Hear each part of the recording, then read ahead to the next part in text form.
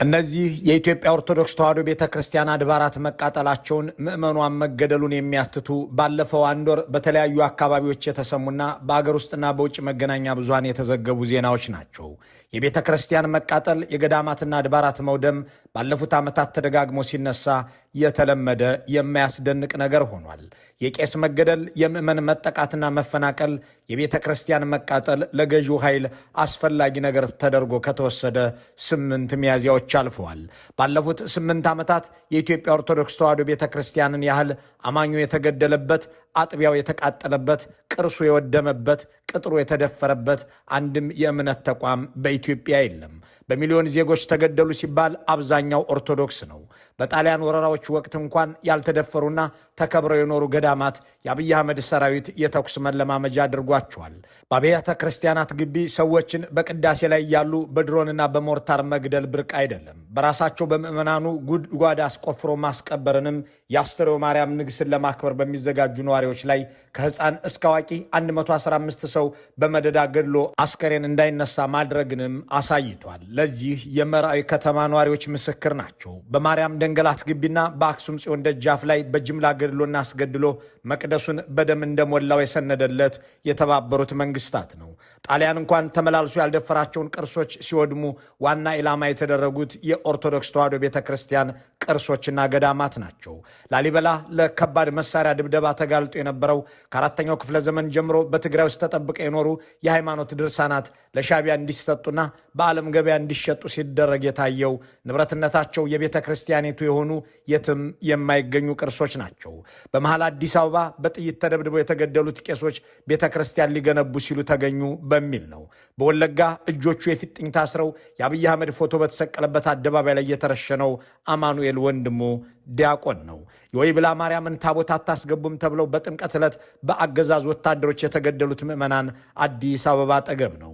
በጅጅጋ ከተማ አብዴሌን ለማሰር በሚል ሰበብ በተላኩ የኦሮሚያ ልዩ ኃይል አባላት የተጨፈጨፉ የቤተ ክርስቲያን ምዕመናንና የተቃጠሉ አብያተ ክርስቲያናት አይዘነጉም። በሆረ ጉድሩ የተገደሉት ቀሳውስት አስከሬናቸው እንዳይገኝ መደረጉን፣ በዝዋይ ገዳማውያን በመደዳ እንዲረሸኑና ተዳፍኖ እንዲቀር መደረጉን፣ በአዳማና በሻሸመኔ በሽመልስ አብዲሳ ወታደሮች በቤተ ክርስቲያናት ግቢ ውስጥ ምዕመናን መጨፍጨፋቸውን ጨምረን ያለፉትን ጸረ ኦርቶዶክስ መንግስታዊ ዘመቻዎች ብንዘረዝር አንድ ጀንበርም አይበቃም። ባለፉት ሳምንታት የኢራን እስራኤል ጦርነት የከለለው የነዳጅ መወደድ ልብ እንዳይባል ያደረገው የአጀንዳ መደራረብ ጉዳይ እንዳይሆን ያደረገው ይኸው ጸረ ኦርቶዶክስ ጥቃት በአማራና ኦሮሚያ ክልሎች ቀጥሎ ከርሟል። ኢትዮ ፎረም የዘገበው በኋላም በዚህ በምስሉ ላይ እንደሚታየው ቢቢሲ የጻፈው መረጃ እንደሚያመለክተው በአማራ ክልል ደቡብ ወሎ ዞን በመሃል ሳይንት ወረዳ በሚገኘው የማርያም ገዳም ላይ የተተኮሰ የመንግስት ሞርታር ቅዳሜ የካቲት 28 ቀን 2018 ዓ.ም ከቅዳሴ በሚመለስ ህዝብ ላይ አርፎ የገዳሙ አበው መነኮሳት፣ ዲያቆናትና የድጓ ተማሪዎች እንዲሁም ምዕመናን ተገድለዋል። በዘንድሮ ዓመት ደግሞ በተደጋጋሚ ኢላማ የተደረጉት የአርሲ ኦርቶዶክሳውያን ናቸው። በዓመቱ መጀመሪያ የጀመረው የካህናትና የምዕመናን ግድያ ቀጥሎ ከ3 ሳምንታት በፊት ሕፃናትና አዛውንቶች በቤተ ክርስቲያን ግቢና ውጪ ተገድለዋል። እንዲህ ያለው ዜና ለኦርቶዶክስ ተዋሕዶ ቤተ ክርስቲያን የተለመደ እንጂ የሚያስገርም መሆን አብቅቶለታል። እንዲህ ያለው መደፈርም 7 ዓመትን የከረመችበት ነውና ላይነገርም ይችላል። ጥያቄው ለምን የሚለው ነው። የብልጽግናው አገዛዝ ስለምን ቄስና ዲያቆንን፣ ገዳምና አድባራትን በአጠቃላይ የኦርቶዶክስ ተዋሕዶ አማኞችንና ተቋሞቻቸውን ለምን ማጥቃት ስራዬ ይሁን አለ? የባንክ ሂሳብን ከመዝረፍ እስከ ምዕመን መግደል፣ ከገዳም መደብደብ እስከ ፓትርያርክን መስደብ ለምን አስፈለገው? ባሳለፍነው ዓመት መጨረሻ የተሰባሰበው የብልጽግና ደህንነት ምክር ቤት የዘንድሮውን ምርጫ የምንወዳደረው ከፖለቲካ ፓርቲዎች ጋር ሳይሆን ከኦርቶዶክስ ቤተ ክርስቲያን ጋር ነው፣ ቤተ ክርስቲያኗ የጠላቶቻችን ምሽግ ነች የሚል ድምዳሜ መያዙ አይዘነጋም። እናም እንደ ስልት የተያዘው ዘዴ ቤተ ክርስቲያኗ ተገደልኩ፣ ተደፈርኩ እያለች መግለጫ እያወጣች በውስጥ ጉዳይ እንድትጠመድ ማድረግ ይመስላል። እንዳም ሆኖ ቤተ ክህነቱንም ተቆጣጥረናል የሚለው ብልጽግና የአርሲ ግድያን ለማውገዝ የሳይንትን ገዳም ጥቃት ለመኮነን የሚደፍር ጠቅላይ ቤተ ክህነት አልገጠመውም። በመሆኑም ገና ስልጣን ላይ እንደመጡ የቤተ ክርስቲያን ቃጠሎ እንደሚቀጥል ያወጁት ጠቅላይ ሚኒስትር በየአድባራቱ እያነደዱ ቀጥለዋል። ጠቅላይ ሚኒስትሩ ቤተ ክርስቲያን እየተቃጠለ ይቀጥላል ባሉት መሰረት ጄኔራሎቹም ቤተ ክርስቲያን ይመታል እያሉ ከዝዋይ እስከ ሳይንት፣ ከአክሱም እስከ አርሲ፣ ከጅጅጋ እስከ ወለጋ ይህንኑ እያደረጉ ቀጥለዋል። ቸርች ማቃጠል ነበር፣ ወደፊትም ይቀጥላል። ካሁን በኋላ ይመታል። ቤተክርስቲያን ውስጥ ከሆነ ቤተክርስቲያኑ ይመታል። መሳሪያ ይዞ ከመሳሪያ ከያዘ ጋር ተቀላቅሎ የሚመጣ ህዝብ በለው ወጣት በለው ምን በለው ይመታል አብሮ። ይህ ገና ከጅምሩ በእቅድ የተከናወነና በተነገረው መልኩ ታስቦበት የተፈጸመ ጥቃት እንጂ ዛሬ በድንገት በአርሲ በወሎ አሊያም በዝዋይ ወይም በወለጋ የተፈጸመ አይደለም። በእርግጥም የኦርቶዶክስ ቤተክርስቲያን በተቋሟና በምዕመኗ ላይ የተከፈተባት መንግስታዊ ጥቃት ጥልቅ ነው። ጥቃቱ አካላዊ፣ ሞራላዊ፣ ተቋማዊና ኢኮኖሚያዊ ነው። ጥቃቱ አካላዊ ነው ሲባል አማኞቿ በቤተ ክርስቲያኒቱ ግቢ ውስጥ በጥይት ተደብድበው ተገድለዋል። ገዳሞቿ በድሮንና መድፍ ተደብድበዋል። ገዳማውያንና አገልጋዮቿ በዘራቸው ተመርጠው ከገደሙበት ቦታ ከሚቀድሱበትም አድባር ተባረዋል። ሴቶቿም ተደፍረዋል ማለት ነው። ይህ ከአርሲ እስከ ወለጋ ከዋልድባ እስከ ማርያም ደንገላት ሆኗል። የአሜሪካ ኮንግረስ አባላቱ እነ ዲክ ካርተር ጄኖሳይድ ተፈጽሟል ሲሉ፣ እነ ሊዩናይስ ኢንስቲትዩት በትግራይ ህዝብ ላይ የዘር ማጥፋት ወንጀል ተደርጓል ሲሉ፣ ወጣም ወረደ በኦርቶዶክስ ክርስቲያኖች ላይ ጄኖሳይድ ተፈጽሟል እያሉ ነው። የተገደሉ ቀሳውስትና ካህናት አስከሬናቸውን አንሰጥም ያለ አገዛዝ ኦርቶዶክሳውያን አንሰው የሚኖሩበትን ብቻ ሳይሆን በዝተው የሚያመልኩበትን ሃይማኖታዊ ስፍራና ሰዎችን መግደል፣ ቤተክርስቲያኑን ይመታል የሚሉት ጄኔራል ያቀዱት፣ ቤተክርስቲያን ይቃጠላል ብለው ቃል የገቡት ጠቅላይ ሚኒስትር የተናገሩት በተግባር የተገለጠ ነው። በተያዙ ዓመት የታቀደላት የጥቃት እቅድ የወጣው ደግሞ ነሐሴ 2017 ዓ.ም እንደነበር መዘገቡ አይዘነጋም። አብይ አህመድ የሰበሰቡት የጸጥታ ካውንስል የዘንድሮን ምርጫ የምንወዳደረው ከፓርቲዎች ጋር አይደለም ሲል ደምድሟል። ፓርቲዎችን አጥፍተን የእኛ ስጋት መሆን የማይችሉበትን ሁኔታ ፈጥረናል። የቀሩን ጥቁር ልበሱ እያሉ የሚጠራሩት ኦርቶዶክሶች ናቸው። የዘንድሮ ምርጫ የምንፎካከረው ከፓርቲዎች ጋር ሳይሆን ከኦርቶዶክስ ጋር ነው በማለት ስራዎች ሁሉ ከዚህ አኳያ እንዲሰሩም ጠቅላይ ሚኒስትሩ አዘዋል። የእኛ ስጋት ሸኔም ፋኖም አይደለም፣ ኦርቶዶክስ ውስጥ የተሰገሰገው ፋኖና ወያኔ ናቸው ብለዋል። ይህንን ያሉት ለነ ብርሃኑ ጁላ፣ ለነ ደመላሽ ገብረ ሚካኤል፣ ለነ ሲሳይ ቶላ፣ ለነ ሬድዋን ሁሴን፣ ለነ አበባው ታደሰ፣ ለነ ጌዲዮን ጢሞቴዎስ ነው። አብይ አህመድ ጥቁር እንልበስ እያሉ የሚጠራሩ ፋኖች በማለት የኦርቶዶክስ ምዕመናንን ከገለጹ በኋላ ቀጣዩ ምርጫ ከነዚህ ኃይሎች ጋር በሚደረግ ፉክክር የሚከናወን ነው፣ ተቃዋሚ ፓርቲ የሚባል ጠፍቶ የቀረን እዚህ ውስጥ የተሰገሰገው ኃይል ነው እያሉ በተደጋጋሚ መናገራቸውን የሚገልጽ አንድ የስብሰባው ታዳሚ ለሳቸው ልክ እንደ ተቃዋሚ ፓርቲዎች እየተገደለና እየታሰረ መበተን የሚገባው ኢላማ መሆኑ የተቀመጠው የኦርቶዶክስ ተዋሕዶ ቤተክርስቲያንን ምዕመንና ራሷ ቤተክርስቲያኗ ናቸው ይላል። ይህንን ካሉ በኋላ እስከ ባለፈው ሳምንት ድረስ በኦሮሚያና አማራ ክልል አያሌ ኦርቶዶክሳውያን እንዲጨፈጨፉ ሆኗል። የቤተክርስቲያኗ ንብረቶች ወድመው የባንክ ሂሳቦችም ተዘርፈዋል።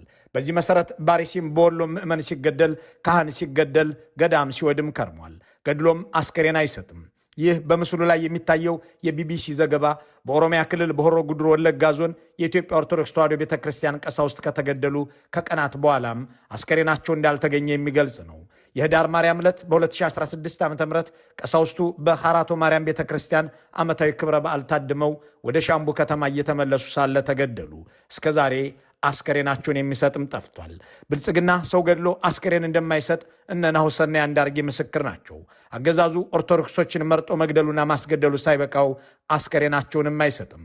ህዝቡም የሚለው ይህንኑ ነው። በቤተ ክርስቲያናችን ገብተው ሲገድሉ፣ በቅዳሴ ላይ እያለን ገብተው ሲረሽኑ ተመለከትን። አንድ የድጓ መምህር፣ ሁለት ዲያቆን አውጥቶ ከቤተ ክርስቲያን ዳርጀ ሰላም አስተኝተው ሶስታቸውን ሰዋቸው። እንደ እግዚአብሔር ፍቃድ እንደ መድኃኔዓለም ሆኖ ያው ተርፌያለሁ። ቀድሰን ወጣን። አዚያ ክርስትና ነበር። ጸበሏን እየቀመስን ወሩ ተነሳ። አተነሳ በኋላ መሄጃው ጠፋነ። ወጣነ ወደ በራፉ ቤተ ክርስቲያን በራፍ ስንደርስ መጀመሪያ ተደፉን ይዞ አፈሙዝ መታን። አገዛዙ በድሮንም ሆነ በሞርታር ያወደማቸው አብያተ ክርስቲያናትና የገደላቸው ምዕመናን የደረሰባቸው ጉዳት አካላዊ ነው። አገዛዙ ሞራላዊ ጥቃትም አድርሷል ሲባል ቤተ ክርስቲያኗ ሰው የሌላት የሚከበርም አንድ አባት ያጣች ለማስመሰል ፓትርያርኩን ሳይቀር የታቦት ሌባ፣ የቅርስ ዘራፊ፣ ጦርነትን የሚቃወም ወንጀለኛ አድርጎ መናገሩና ማስነገሩ አይዘነጋም። በርቀ ሰበብ ከአሜሪካ ወደ አገር ቤት የወሰዳቸውን ከታጣቂ ድርጅቶች ጋር በሐሪናና በአስመራ ከፍ ዝቅ ሲሉ የነበሩትን ቂመኛ ጳጳሳት በጦርነት ላይ ከፊት አስቀድሞ በማሰማራት ኦርቶዶክስ ቤተ ክርስቲያንን ጦረኛና ታንክ ባራኪ፣ መድፍ መራቂ አስመስሎ አቀረባት። የቤተ ክርስቲያኗ ምስል ጦርነት ይቁም በሚሉት ፓትርያርኳ ሳይሆን ጦርነት ይፋፋም በሚሉት በነ አቡነ ጴጥሮስ ዓይን እንዲታይና በሌሎች ኢትዮጵያውያንም ሆነ በራሷ ምዕመናን በጥርጣሬ በንቀትም እንድትታይ ለማድረግ ሞከረ።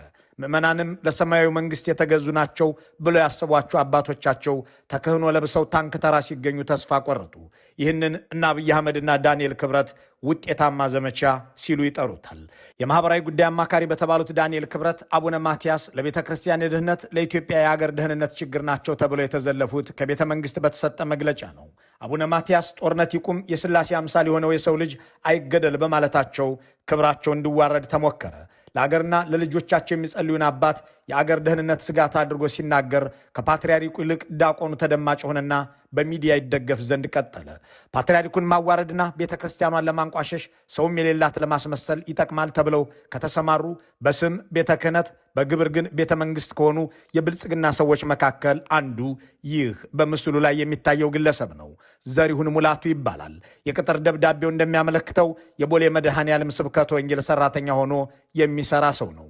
ዋና ስራው ግን ብልጽግናን ማወደስ፣ አብይ አህመድን ሺህ ዓመት ንገስ እያሉ በፌስቡክ ማወደስ፣ ፓትርያርኩን ደግሞ አንተ በማለት ጭምር መዝለፍና ማዋረድ ነው። እነዚህ በምስሉ ላይ የሚታዩት የዘሪሁን ሙላቱ የፌስቡክ ጽሑፎች አብይ አህመድን ከዳንኤል ክብረት በላይ ተንበርክኮ የሚያሞግሱ፣ አቡነ ማትያስን ደግሞ በርካታ ጸያፍ ቃላትን በመጠቀም የሚዘልፉ ናቸው። በንግግር ሲቀጥልም እንዲህ ይላል። ቀድሞ የነበረው ስርዓት ያመጣቸው ዝም ብሎ የጎለተብን እንጂ አሁንም ቢሆን ብላክ ኤንድ ዋይት አባ ማትያስ ህገወጥ ፓትርያርክ ናቸው። ፓትርያርክ የሚለው ቅጽል ካስፈለጋቸው ማለት ነው። ይህንንም ለቋንቋ ነው የምጠቀመው። ለእኔ ግን አባ ማትያስ የሚባል ሰው አላውቅ።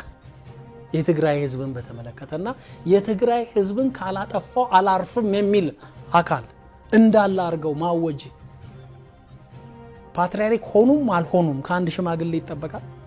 አይጠበቅም።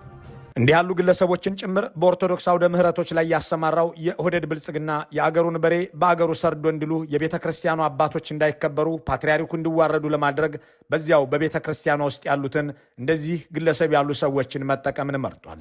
ፓትርያርኩ ለምን የመንግስቴን ጦርነት ተቃወሙብኝ ብሎ ከፊት ሆኖ ለመዝለፍ የተሰለፈው ይህ ግለሰብ ልክ እንደነ አራርሳ መርዳሳ ሰራዊት ባያሰማራም እንደነ ዳንኤል ክብረት በሚዲያ ግንባር ዘምቶ ከርሟል። የቤተ ክርስቲያኗን ጉልላት ማጥቃት፣ ኦርቶዶክስ ቤተ ክርስቲያን ሰው የላትም ማስባል ይችኑ ጥንታዊት ተቋም ለማዋረድ ያገለግላል ብሎ የሸረበው ደባ ነው። የቤተ ክርስቲያናት መቃጠል፣ የአድባራት መውደም፣ የምዕመናን መገደል እንደዚህ ግለሰብ ባሉ የቤተ ክርስቲያናቱ መዋቅር ውስጥ ባሉ ግለሰቦች ዲያቆን የሚል ማዕረግ በተሰጣቸው ዳንኤል ክብረቶች የሚፈጸም የኦህዴድ ዕቅድ ነው የሚያስብለውም ጉዳይ የታየው በውጤቱ ነው። ይህ ፓትርያርኩን ስናዋርድ ቤተ ክርስቲያኗን እናቃልላታለን፣ ከዚያም አባቶችን የሚንቅ ምዕመን በሌሎች ሃይማኖተኞችም የሚናቅ መንበር በቤተ ክህነት እንፈጥራለን የሚል የረቀቀ ስልት በሚዲያና በባለስልጣናት ዘመቻ ሲካሄድ የቆየና ውጤት የሚያስገኝ የሚመስል ጸረ ኦርቶዶክሳዊ ተግባር ነው።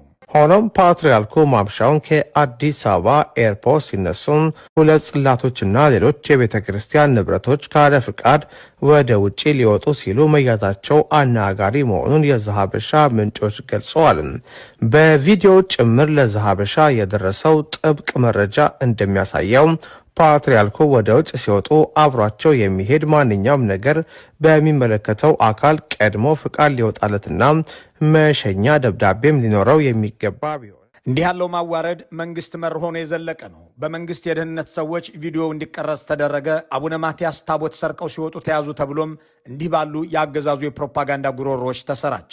ይህ በአማኙ ዘንድ አባትህ እንዲህ ያሉ ሌባ ናቸው ብሎ ተስፋ ለማስቆረጥና ጥርጣሬ እንዲያሳድር ማድረግ፣ በሌላው የህብረተሰብ ክፍል ደግሞ ቤተ ክርስቲያኗ እንድትናቅና እንድትዘለፍ በር ለመክፈት ያለመ ነበር። ከዚያ በኋላም ከቤተ መንግስት ጸሎትና መመሪያ የሚሰጣቸው ሐሰተኛ ነቢያት የኦርቶዶክስ ቤተ ክርስቲያን እሴቶችና ታሪኮች ላይ ዘመቻ ሲከፍቱ ተስተውሏል። ሐቀኛ ወንጌላውያን ለሀገራቸው ሰላም መሆንና ለወገናቸው ድህነት የሚጸልዩ የወንጌል አማኞች የበዙ ቢሆንም ጩኸታችን እስከ አርያም ይሰማል ብለው የሚመኩ ፈሪሳውያን ግን በኦርቶዶክስ ተዋሕዶ አባቶችና እሴቶች ላይ ዘመቻ ሲከፍቱ አላወላውሉም። ይህ ኦርቶዶክስን ስናፈርሰው ኢትዮጵያን እናፈርሳታለን ብሎ የሚያስበው የተገንጠሉልን አዳነች አበቢያዊና ብርሃኑ ጁላይ መንፈስ አብይ አህመዳዊ ተልእኮ አካል ነው። እንዲህ ያለውን ዘመቻ አካሄደው ቤተ ክርስቲያኗን በሞራል የተናቀችን ማስመሰለው ለመስራት ካደረጉት ጥረት ጎን ለጎን አካላዊ ጥቃት ሲደርስም ምዕመኗን አይተዋል። በታቦታት ፊት ምዕመናን በጥይት ተደብድበው የሞቱት በብልጽግና ዘመን ወይ ብላ ማርያም ነው። ጮክ ብሎ መነጋገርን እንኳን በማይቻልበት የቤተ ክርስቲያን ቅጽር ውስጥ በስናይፐር ቄስና ዲያቆን ቀዳሽና አስቀዳሽ የተገደሉት በአዳማ፣ በሻሸመኔ፣ በጅጅጋ፣ በወለጋ፣ በማርያም ደንገላት፣ በአክሱም ጽዮን ደጃፍ፣ በመራዊና በወሎ እንዲሁም በመሰል ቦታዎች ነው። በባለፈው ወር በአርሲ የተካሄደው ጭፍጨፋ ደግሞ የመጨረሻው ሳይሆን የቅርቡ ነው። የብልጽግናው አገዛዝ በኦርቶዶክስ ተዋሕዶ ቤተክርስቲያን ላይ የከፈተው ጥቃት በተለያዩ ዓለም አቀፍ መገናኛ ብዙሃንና የመብት ድርጅቶች እንዲሁም በአሜሪካ ኮንግረስ አጀንዳ ሆኗል። አገዛዙ በቤተ ክርስቲያኗ ላይ ጥቃት አድርሷል ሲባል ግን ምዕመኗን ከነማምለኪያ ተቋሞቿ አውድሟል ማለት ብቻ አይደለም። ስብከት የምታስፋፋበትን፣ አገልጋዮች የምታበዛበትን የገቢ ምንጯን ለማድረቅም በብዙ እየሰራ ነው ማለት ነው። በቅድሚያ በኮሪደር ልማት በሚል ሰበብ በአዲስ አበባ ከሁሉም ተቋማት የላቀ ውድመት እንዲደርስባት አደረገ። በመቀጠልም አሁን በባንክ ውስጥ የተገኘ የቤተ ክርስቲያኗ ሀብት መንግስታዊ ዝርፊያ እንዲፈጸምበት እያደረገ ነው። ቤተ ክርስቲያኗ በታሪክ ለመጀመሪያ ጊዜ ግብር ክፈይ ተብላ ገንዘቧ በመንግስት ኃይሎች እየተወሰደ መሆኑ ሲዘገብ መከረሙ አይዘነጋም። በዓለም ሀገራት ሁሉ የሃይማኖት ተቋማት ግብር አይከፍሉም። የብልጽግናው መንግስት ግን ሳያስፈቅድና ሳያሳውቅም ጭምር በባንክ ውስጥ ያለን የኦርቶዶክስ ተዋሕዶ ቤተ ክርስቲያን ገንዘብ እየዘረፈ ነው። የቅድስት ሥላሴ ዩኒቨርሲቲ ከ32 ሚሊዮን ብር በላይ ገንዘብ ከአካውንቱ ላይ እንደተወሰደበት ሊቀ ጳጳሱ አቡነ ፊልጶስ ለሲኖዶሱ ሪፖርት ማድረጋቸው ተሰምቷል። በየአጥቢያውና አድባራቱም እንዲሁ ያለው ተግባር ቀጥሏል። የገቢዎች ባለስልጣን ባልደረቦች ለጣቢያችን ሲናገሩ ከጠቅላይ ቤተ ክህነት ቤቶችና ህንፃዎች አስተዳደር ልማት ድርጅት ከአጥቢያ ቤተ ክርስቲያናትና ከመሰል የኦርቶዶክስ ተቋማት ቢያንስ 300 ሚሊዮን ብር በመንፈቅ ዓመቱ ሰብስቡ ተብለናል ይላሉ። አገዛዙ በባንክ ያገኘውን ገንዘብ እየወሰደ ያለው ከንግድ ባንክ ሲሆን ከሌሎች ባንኮች ላይ በቀላሉ መውሰድ ባለመቻሉ አካውንቱ እንዳይንቀሳቀስ ማድረጉንም የቤተ ክህነት ምንጮች ገልጸዋል። የብልጽግናው መንግስት የኦርቶዶክስ ቤተ ክርስቲያንን በግብር ሰበብ እንዲህ ባለ መልኩ በማዳከም የመጀመሪያው መንግስት ሆናል። የቤተ ክርስቲያኗን ንብረቶች ወርሷል የሚባልለት ደርግ እንኳን እንዲህ ያለ ብዝበዛና ውድመት በግላጭ አልፈጸመባትም። የነበራትን በኮሪደር ልማት ሰበብ አፍርሶ የተረፈውን በግብር ሰበብ እየዘረፈ ነው። ደርግ የወረሰባትን ንብረት ከ4 ኪሎ እስከ ፒያሳ፣ ከስላሴ ዩኒቨርሲቲ እስከ 5 ኪሎ ድረስ የመለሰው ኢህአዴግም ቤተ ክርስቲያኗን ከግብር ነፃ እንድትሆን አዋጅ አውጥቶ ተግብሯል። ነገሩ እዚህ ላይ አያበቃም። በአንድ ሰሞን ዳሎል የሚባል ባንክ እንዲቋቋም መስራቾቹ አክሲዮን ሲሸጡ እንደነበር ብዙዎች ያስታውሳሉ። የአክሲዮን ሽያጩም ሆነ የባንኩ መቋቋም እንዲቆም ያዘዙት ጠቅላይ ሚኒስትር አብይ ናቸው። ምክንያት ብለው በወቅቱ ያቀረቡት ደግሞ የኦርቶዶክስ ሰዎች የበዙበት ነው የሚል ነው። እንዲህ ባለ መልኩ የኢትዮጵያ ኦርቶዶክስ ተዋሕዶ ስልታዊን ማዳከምና ማደሄት ውስጥ እንድትገባ ያደረገው ብልጽግና ግን ምዕመኗን ገድሎ የማምለኪያ ስፍራዋን አውድሞ የገቢ ምንጯን አፍርሶ ሲኖዶሷን ከፋፍሎ ጳጳሳቷን ወንጅሎ የቀራትን ሀብትም እየተቀራመተ ነው። ከኦርቶዶክስ የነጠቀውን ገንዘብ ደግሞ የብልጽግና ወንጌልን ለማስፋፋት እንዲሁም የብልጽግና አገዛዝን ለመከላከል ትጥቅ ይገዛበታል። ቤተ ክርስቲያኗም የምርጫ ተወዳዳሪ እሷ ነች በመባል በጠላትነት ተፈርጃለች። መልካሙን ሁሉ በመመኘት በዚሁ እንሰናበታለን።